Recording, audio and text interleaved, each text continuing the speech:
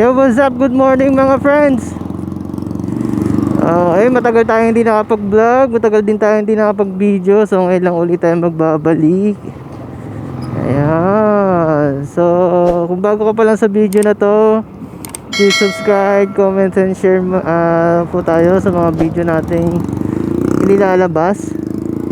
So ngayon, hindi ko alam kung ano yung content natin. Siguro bahala na content na lang to. Kung ano yung mga timingan natin sa kalsada. Ayun si kuya, pinapasok ko tapos yung pinababalik ako. Kuya yung traffic enforcer. Naalangan siguro kasi nasa unahan eh.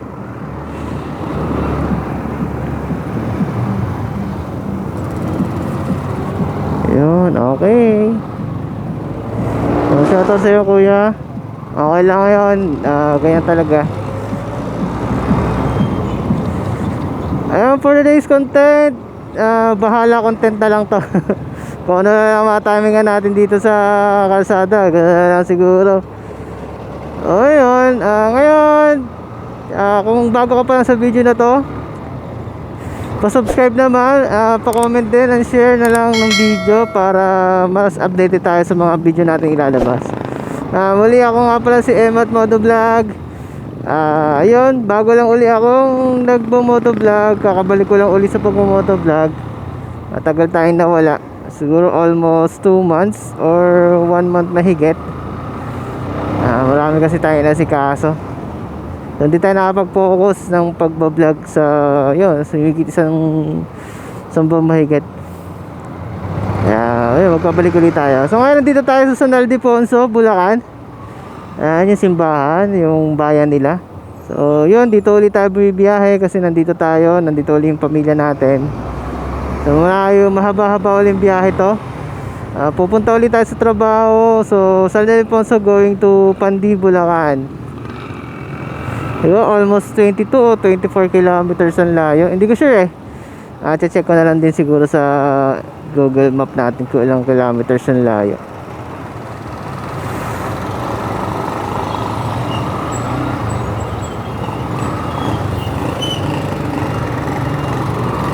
Yun, uwian tayo dito araw-araw. Ayan, taga dito kasi yun ang pangasawa natin. Hindi naman taga totally dito sila nakatira, pero taga Tarlac talaga sila. Ayan, shoutout sa iyo mami. Ingat kayo dyan sa bahay. Mag-iingat naman din ako sa pagdadrive. Ayan, taga San Ildefonso kasi sila ngayon kasi dito na sila lumaki. Pero yung talagang lugar nila is taga Tarlac sila. So dito na sila lumakas sa San Ildefonso. Dito na rin sila katrabaho yung tatay niya. Dito na sila nakapag-aral.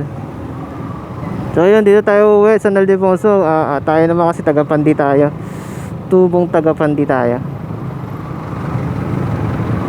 Ayan. Ayan, itong content na to, bahala content na lang. Kung ano naman tayo nga sa daan. Yan.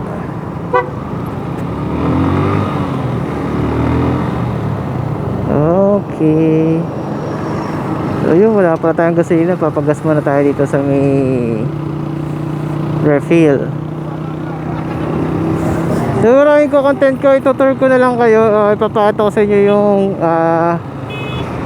way papunta dito sa Pandi, Bulacan, galing ng San Ildefonso. Kung sulit bang bumiyahe papunta dito, papuntang norte, papuntang Cabanatuan, Dingalan, Aurora, Baguio. Yan, basta papuntang norte. Kasi ito yung kadalasang ruta ng mga bumibiyahe papuntang norte. Kung ayaw, yung mga hindi naka big bike. So dito talaga sila dumadaan. Oh shit. Ang haba ng pila dito sa refill. Ang mura kasi ng gasolina dito. So dahil dito na lang siguro sa kabila sa PTT. Yung 60 pesos. Ang mura na naman dito gasolina. Kaya tinatao sila dun eh. Aside doon sa ibang gasolina talaga, maabot ng 70. Kaya sa Pandi nga 70, 1 litro eh. Isang ka pa, tubong lugaw, 10 agad yun. dito sa San Ildefonso, 60 pesos lang. Yan sa mga nagpapagasolina dyan, baka naman magbaba naman kayo ng gasolina nyo.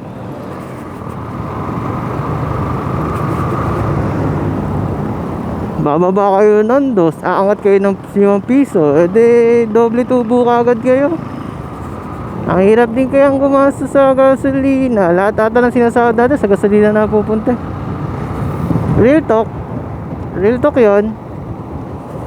Kalahati ng sinasahod natin, lalo kung hindi ka naman nagko-commute, kung ganito kang nagmo-motor ka lang or po 4 wheels ka papuntang trabaho, tapos minimum wager ka lang. Ako po, mas okay po mamasahe ka na lang, tatsagay mo na lang yung hirap. Kasi halos lahat ng kalahati ng sinasahod mo napupunta lang sa gasolina. Real talk yun, real talk. Walang bahing biro yun, walang bahig na biro. Ako ganun, nasa minimum wager lang din siguro ako. Pero yun, pagka hindi kasi tayo pwedeng hindi umuwi sa pamilya natin, siyempre kung ikaw man yun, makakatulog ka ba? Makakampante ka ba pagka hindi ka nakauwi sa pamilya mo everyday kahit malayo yung binibiyahe mo? Siguro yung iba, pero yung iba naman, ako katulad ko, hindi rin mapapakalim minsan pagka nagtrabaho tayo dito sa Pandi, tapos uwi tayo na sa San Ildefonso. Gano'n lang naman biyahin yan, saglit lang naman. Actually tinatakbo ko lang naman tong San Ildefonso to Pandi, 1 oras lang, kulang-kulang 1 oras. So gano'n lang 1 oras na ingat ka lang sa daan. Yan nga, gasolina lang din yung mo, sa gasolina ka lang din talo. So yun, wala natin tayong gasolina, pakarga muna tayo dito sa PTT. Hindi ko lang kung magkano gasolina dito. Sana mura, kasi doon 62 eh. You know, dito 60, doon sa kabila 60, dito 66, 65. Diba 5 pesos difference? Ang laki pa din. Ayun, yun nga lang, wala talaga tayong magagawa.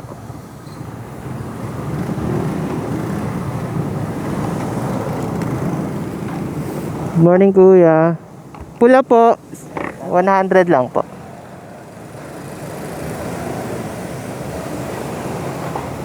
Nagtaas na uli kaya? Dalawang piso na. Doon sa kabila sa refill, ang puno, ang dami. 60 pesos sila doon. Ang dami, naghihintay ka talaga. Nga ba, para kala namin, ko traffic eh. Yung pala yung traffic eh, doon sa gasolinahan lang eh. Oo po.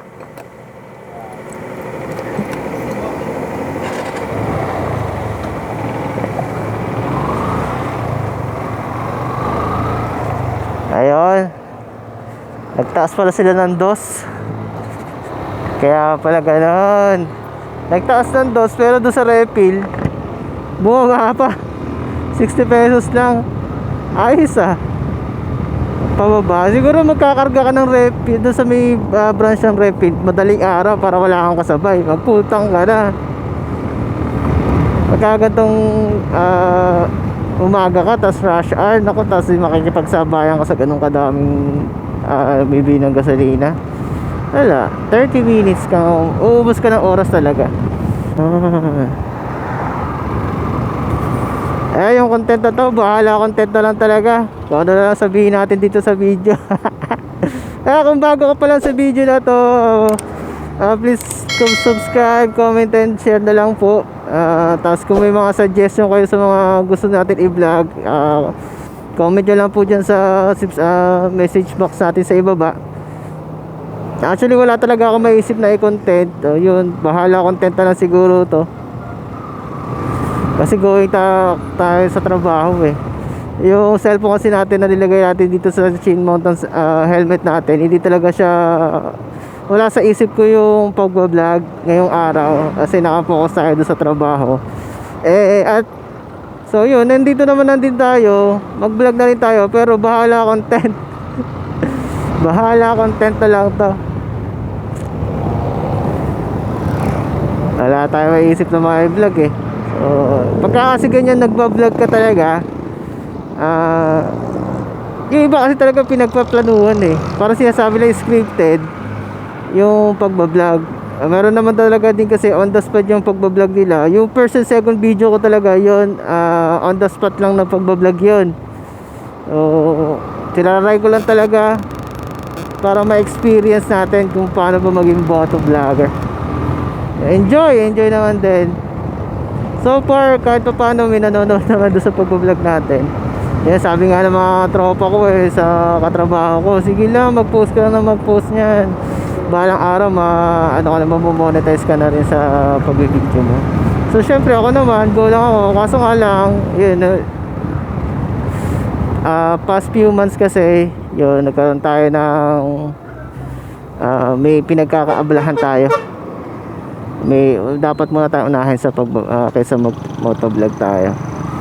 Siyempre, unahin muna natin yung dapat natin unahin.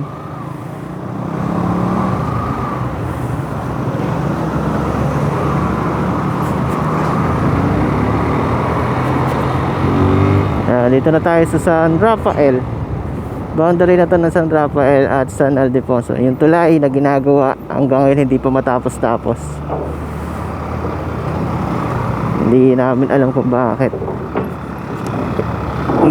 Ganyan siya, hinarangan siya pero wala namang gumagawa. Ano ba balak nila? Hindi naman ganito to. Pinatungan nila pero hanggang ngayon kasi walang gumagalaw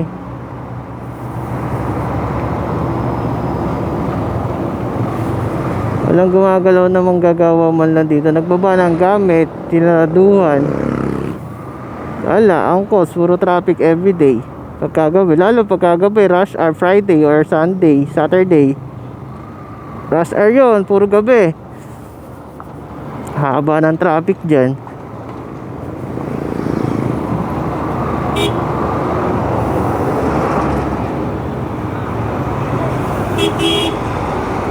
Ayun. Kala mo siya may-ari ng kalsada.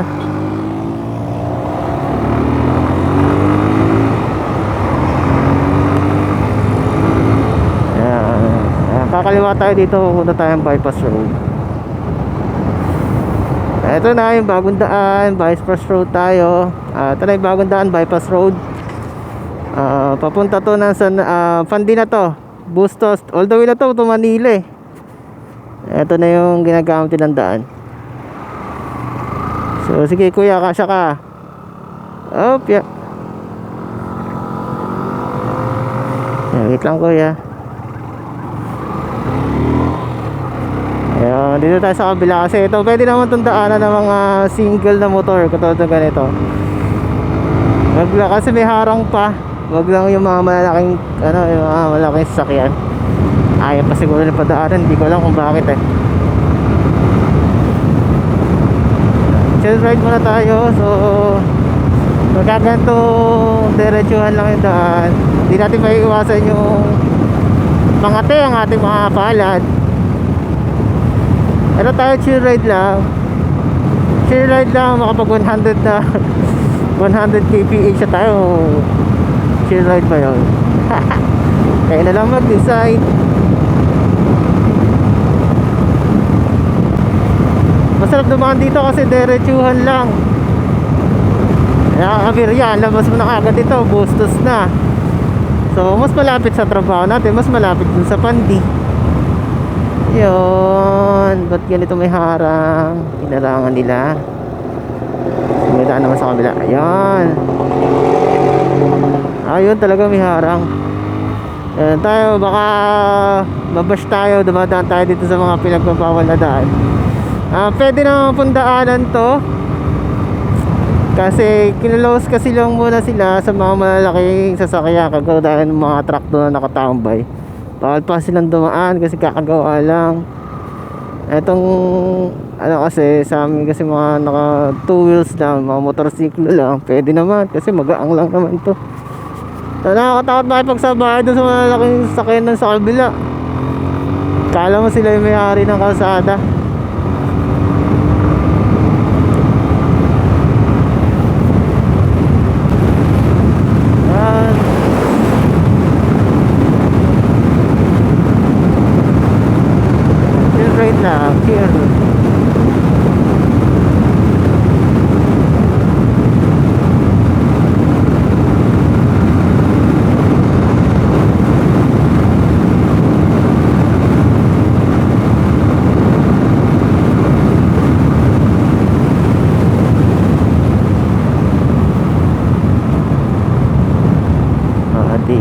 siya. Kaya mapapatakbo mo ng makukuha mo yung kagad yung pan dito sa Naldiposo ng mga kulang isang oras. Kasi ganito naman bypass, diretsuhan lang. Hindi naman to NLEX na bawal yung mga underbone, mga under 400cc. So pwede siya. Kasi alternate route kasi ito papuntang south. Kaya papuntang Manila. So, pag dinerecho na to, diretso na to papuntang Balagtas exit na to So all the way, but dinerecho mo to, Balagtas exit na. So mahabang din to, mahabang bypass na ginawa nila para mas mabilis yung transpo papuntang norte to south.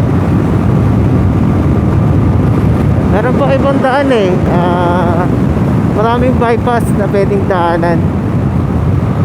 Meron papuntang Cabanatuan, meron papuntang Pampanga. Madaming bypass doon. Nasa Pulilan nga, meron din doon Ito kasi bypass sa ginawa nito, papunta naman to Cabanatuan. Yan. Cabanatuan, Nueva Ecija, Gapan. Kaya siguro ginawa itong daan na to para mas mabilis yung transpo. Lalo yung mga galing na Ecija, yung mga deliver natin ng mga rice, ng mga bigas. Opo, lahat yan. Kadalasan nga dito ng mga truck, puro mga bigas ang nakasampa sa mga kanila. Kasi ang Nueva Ecija natin ay rice capital ng buong Pilipinas.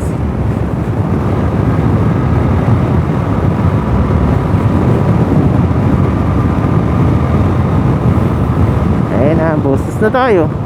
Saglit lang, di ba? San Rafael yung dinaanan natin, pero ito nasa Bostos na tayo. Ang bilis lang ng biyahe.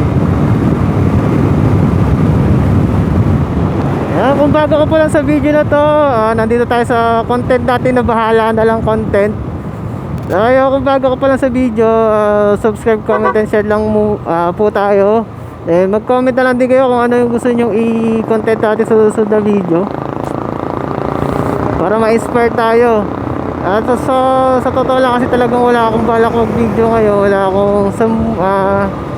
Wala sa isip ko yung pagbablog ngayong umaga. Kasi naka-focus tayo naka-mindset ako sa pagtatrabaho muna Yung pagbablog kasi natin, yung cellphone natin na nakalagay dito sa chin mount ng helmet natin is for safety lang kasi. Yun lang kasi yung purpose muna natin sana. So, pero yun na kasi, ito na din tayo, nagbablog na rin tayo. Kung ano nga din sinasabi ko kanina, magbahala, content na tayo. Ganon din naman.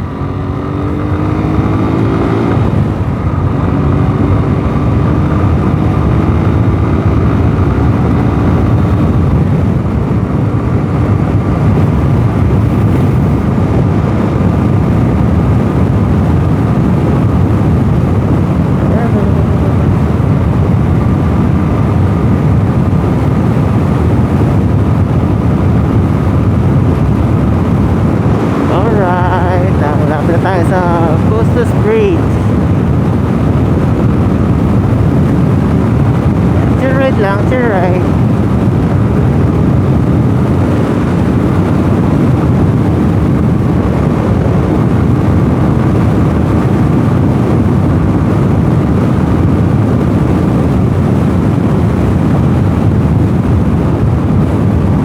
What's this bridge?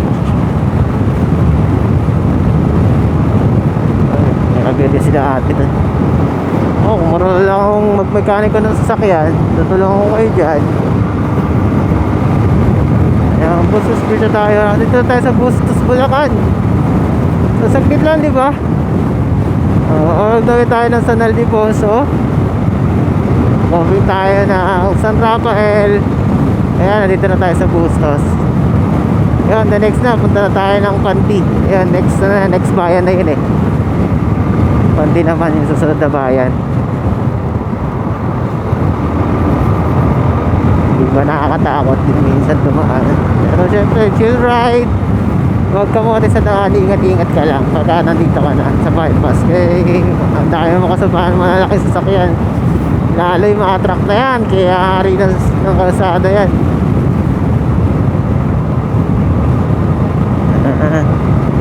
ba meron tayong mga tricycle dito. Hindi siya bawal sa mga ganitong sasakyan. Open siya sa lahat ng mga sasakyan motorista natin dito sa daan.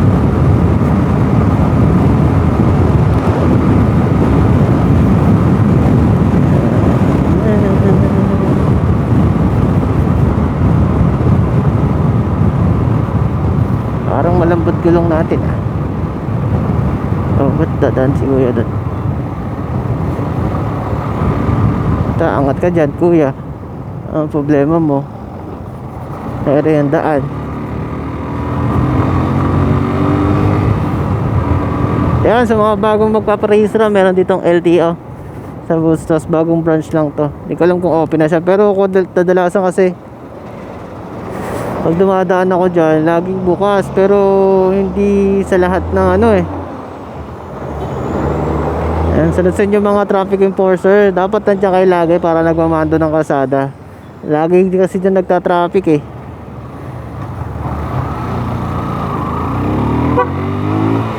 Shoutout sa inyo, kuya. Yan kasi may ginagawa na palang daan. So sesementohin na siguro to.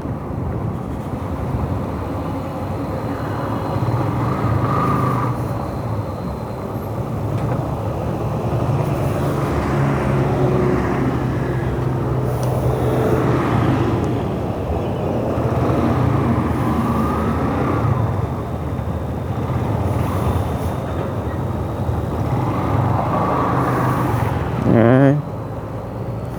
Lalaki ng mga bakal.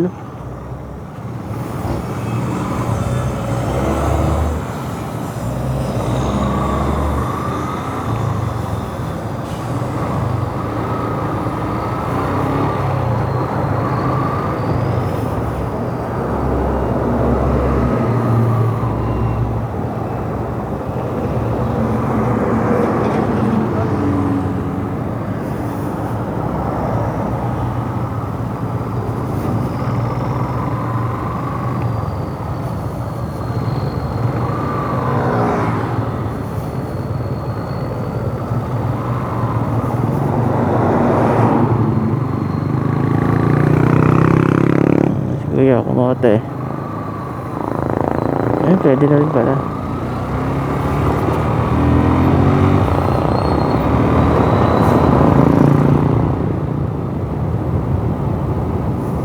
Yan, kakaliwa na tayo dito. Mas mabilis sa daan. Pasok tayo ng Malamig. Malamig, Barangay Malamig. And then lusot natin Lisyada na eh. Mas mabilis din kasi daan doon.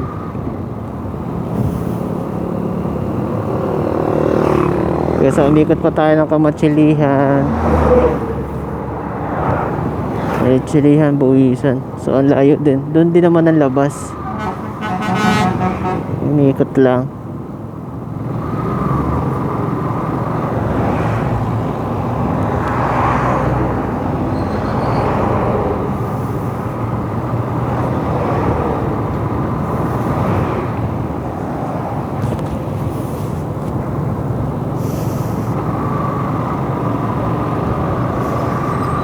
Okay, kakaliwa na tayo.